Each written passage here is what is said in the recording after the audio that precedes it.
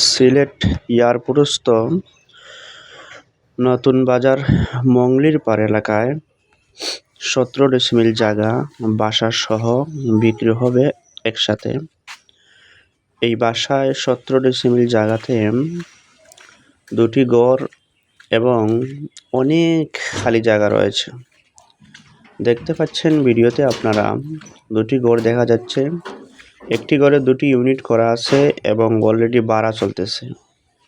এবং বড় যে ঘরটা রয়েছে এখানে 4টা রুম এবং 4টা বাথরুম, অ্যাটাচ 4টা বাথরুম সহ খুব মডিফাই করে সাজানো আছে এবং কিচেন, ডাইনিং সবগুলাই আছে।